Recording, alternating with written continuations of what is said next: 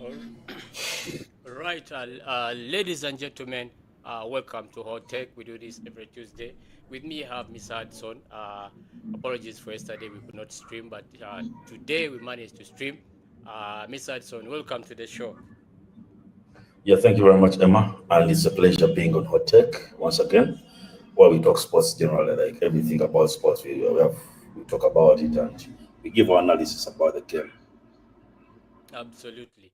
So we'll start with the NBL basketball. This week we had the playoffs roll out until yesterday when Blazers forced a game four. Uh, really emphatic with the way they played and all that. Big time players came clutch. Uh, Give me an overview and also on the ladies' side what we need to pick out from there. Yeah, it's an interesting series, I would say that. Of course, it's now 2-1, Oilers in charge.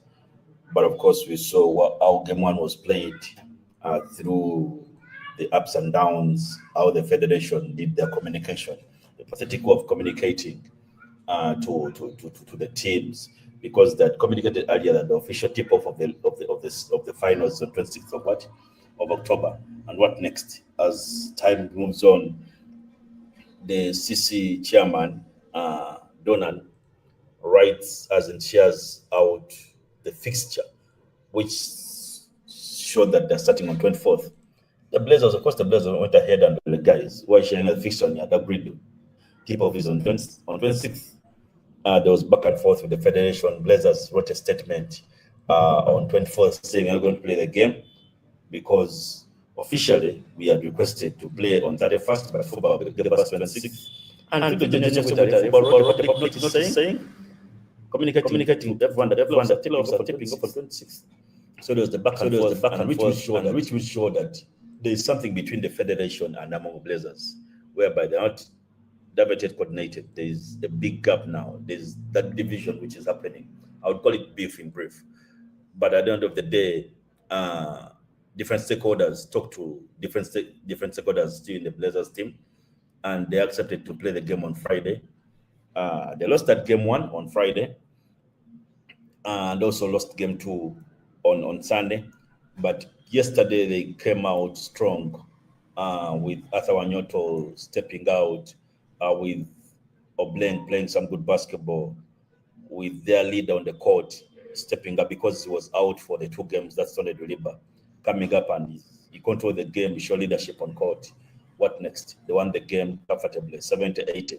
It was a good win for Blazers, and now we have a game four, which is happening on Friday. And now, if they win the game four, that means we shall have game five and six. To the fans who love basketball, for us, we are happy because this finals has been so interesting. The people are back into the arena, people are back into watching sports generally in Uganda. People now love sports because of the good PR being done and the marketing done around basketball, thanks to the different sponsors, Stanbic Bank, Bet Power, Energy Radio, for putting up a good show. Because now guys are now back into watching basketball like before. The arena can be full, and we see people sitting. Also, the federation coming up with more seats, people sitting on the sidelines, which says a lot about the game of basketball now, where it's going. And now with this construction of new arenas, we shall see more and more international tournaments coming in Uganda. But I'm just happy that the fans are back into the real support basketball. Credit goes to the Namongo Blazers with the way they market their team, whereby their fans are always there, even if they're playing a small team, but if they're playing a big team, their fans are already there. But also credit goes to the City Oilers. It's now 11 times being in the finals, man. It means a lot, man.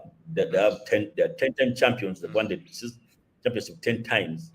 In each finals they've gone to, they haven't lost in the finals. Yeah, they've won all the finals. It says a lot, and with the kind of players they bring in the playoffs, Chad Bowie, bringing in Kat Curry, Cut Curry. those two boys, yeah, those two guys are a problem to any team, and we've seen it from the quarterfinals now to the finals. How they put up good numbers, how they play real basketball. But they could be like, wow, what's this I'm watching? Yesterday, of course, we saw Maka displaying some good, giving us 20 points in that game. But the previous two games, we saw a season.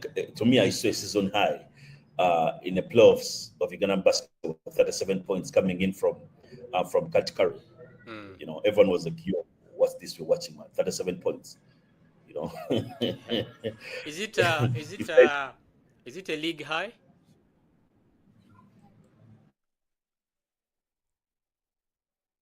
it's a finals high, it's a finals points high from an individual in Ugandan basketball, Mm. and they may be right. They may Mm. be right about that. Yeah, 30, but 37 points. That 37 is game. That points, was in game two. game two. Yeah, Mm. Mm. yeah. But generally, credit goes to Cito Oil with the way they sign their players. Man, they be like, now we're going Mm. for playoffs. Mm. The additions they're bringing on board are so different, man. Mm. They're so different. Because when you watch them play, you be like, yo, what's this I'm watching, man? The Mm. additions being added on the team Mm. is something so different, and they deliver. Mm. They give you what you're supposed to get. Mm. As a fan, you be like, yo, Mm. I'm watching real basketball, and these additions are adding something to me. What Of course, about the yesterday, additions? Fayed Bala 12 points in that game. Mm. Yeah. Of course, Fayed Bala 12 points in that game yesterday. Mm. Uh, Actually, to your shock, in that game, we had only 1 point coming from the bench of Cito Oil.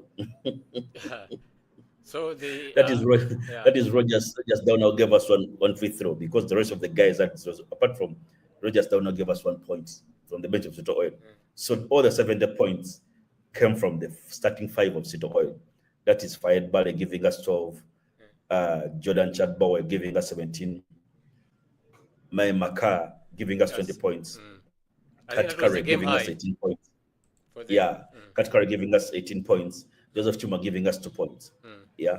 Toto, of course, now 1 point came from Rogers. Toto, they gave us Mm. 70 points. 70 points. For Namongo Blazers, of course, the man of the night, that is Oble. Tony Deliver. Hey, Tony yeah, man. Deliver. Yeah. He had 9 assists in that game, Mm. 5 rebounds that game, and only 2 points. Only 2 points. Mm. Yeah, but the assists he showcased that game was something. The maturity showcased that game was something different. Mm. Leadership showcased that game was something different. Obleng stepped up. He gave Mm. us 20 points as 20 well. points. Mm. Yeah, really stepped up, gave Team us 20 high. points as well. Mm. Yeah, it's a team high. Mm. Anthony, the Nigerian guy, he has been consistent. Oh, yeah, yeah, yeah. He's good. He has been double I wanted figures. to Yeah, he ask has you given. on the additions. If you look at City Oilers additions and Namongo's Blazers additions, how would you compare these additions, including Chuku, the Nigerian, stepping up? Yeah. How would you compare the additions?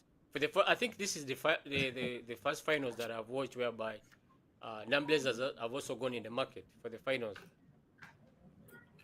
Actually, Blazers went into the market in the second round of the regular season, Mm. and of course they brought in Anthony Chuku. They brought in Ivan Muez, Mm. and also there's another Nigerian guy that they signed as well who wasn't played this playoffs entirely. Mm. To me, when I first saw him, I told myself, no, no, no, no, no, no, no, it's not worth that man. It's not worth being on that team. You Mm. know, that man is not being on that team. Compared to the other imports that have always come Yeah, in. yeah, Mm. yeah, yeah, yeah. He's Everyone a was big agreeing. man also, you get. He has a big man. In game two, he was fouled out. He was fouled out. But Mm. now in this game, he got his In first this foul game, when yeah. it's 2 minutes remaining. Mm. That's when he got his first foul. Mm. It says that he played clean, he played smart. Yeah. Ivan Mwezi, I don't know what's up with that gentleman Mm. because in the finals he has been in,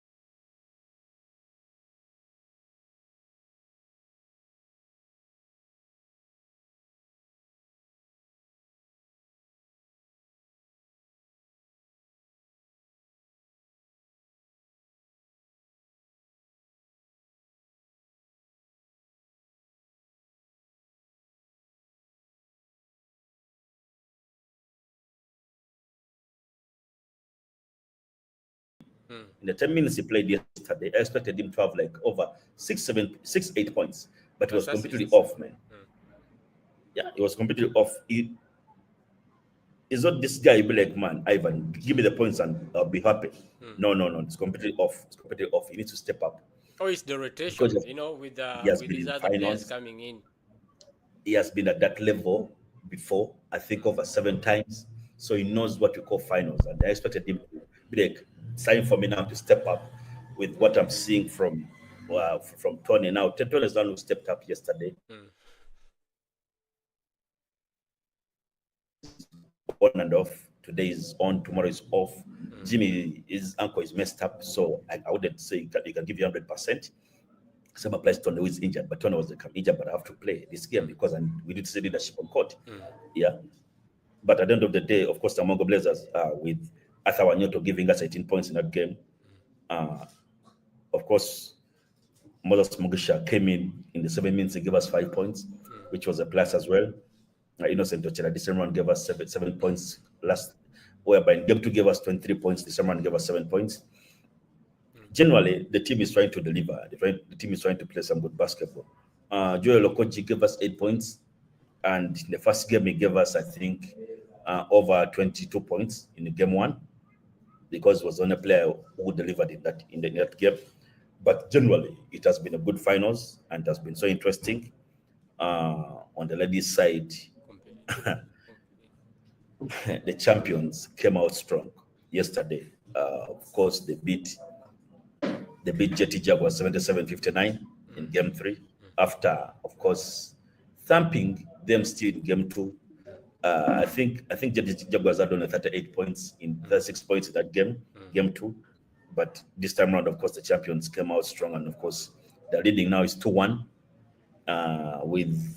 with Hopakelo having 17 points, even Nachinji giving us, of course, 12 points in that game. Then Flavia Okecho, the oldest player I ever seen, and one of the experienced players on that court, yesterday showed up, and she showed what we call maturity in that game. Credit goes to her. She really played a good game of basketball in that fourth quarter. And I don't know whether she had 13 points in that game with the 18 minutes she played, but she was on point, either assisting, picking up rebounds, hustling in that defense, and also trying to show leadership as well on that court. At the end of the day, she had 13 points in that game, which was a plus coming out from her because she showed the experience she has and the final she has been in. She's the guys, we're not under pressure. We've been here before and we know what to do. So she delivered, she delivered. For the side of the Jetty Jaguars, Shakira Navovia had 13 points. Rodan Ajita had 15 points. The Big is somewhat struggled compared to how they played previously because as well as Sarah yesterday, she had only 4 points in that game, the 33 minutes she played. Yeah. All right. Somehow, somewhere, the ladies' finals is so interesting. Yeah. Ladies' finals was another interesting finals, by the way, Mm. because by 7 p.m. we are sitting in that arena waiting for the tip off. And we enjoy basketball from the word go until the end. So, generally speaking, the finals have been so interesting and enjoying basketball. May the best team win. That's what I would say. I can When is predict game four? the winners because it's on Friday. On Friday. Okay. Wow, Yeah. interesting. Yeah, that was basketball. Let's run through the UPL uh with the old format. The last match day, we had UPPC winning against Snake. We shall talk about that game shortly. AC Villa winning with a dramatic comeback against Police FC. Chitara winning against Mbara City 3-2. Then KCCA edging a very, very, very impressive Express 0-1. Uh, so basically, now let's talk about today's fixtures. First, react to this game, especially the UPPC game. As you very well know, it happens in the charges of Odoch after Coach Mbalangu Tablik getting suspended because of unprofessional conduct. We later on learned that it was something related with the Masaza Cup, the single team that is coaching. Uh, First, he came in as a technical director, You but know, eventually it, he ended up it, coaching, which was really breach it of his was, contract. yeah, it was just showing, it was just unprofessional by the said that. Mm, It showed unprofessionalism when they asked him, clear speaking, what is your role at single? mm, Technical director, stock consultant. What next? mm, He came on the touchline and he showed that, man, I'm not the team, but I'm the coach. I'm the mm, coach of the team. mm, So as neck, of course, I have to give you a suspension. Yeah, because he told me you're technical director, meaning you just sit outside, you see what's happening, You oversee, you yeah. talk to the Mm, coach, you oversee, but mm. not you being on the touchline. Touchline. Yes. Mm, And he was on the touchline, hence getting a suspension. mm, So Nick is right to give him a mm, suspension. You know, the rumor has it that Nick is in talks with David Oboa to take over from Balangu. mm, So hope that doesn't happen because among the coaches I've seen in Uganda mm. who have done a good job in Ugandan football, I'll give credit to David is amongst them. Balangu. Balangu has done a good job. Mm. Yeah, because Yeah. they couldn't be where it wasn't from Balangu. Mm. He's done an incredible job. You Yeah, even saw the game against UPPC. They were beat down, yeah. losing to newcomers, UPPC. Mhm. Where does it, okay, now leave them? Because you saw the game against Police, the one they led 2-0, Police coming back, coming from behind and drawing. That was something telling. There was something really, really. Okay, they were building a team to win the season, but if we were to really stick to the to the new format, they would really be heading to the lower league. That is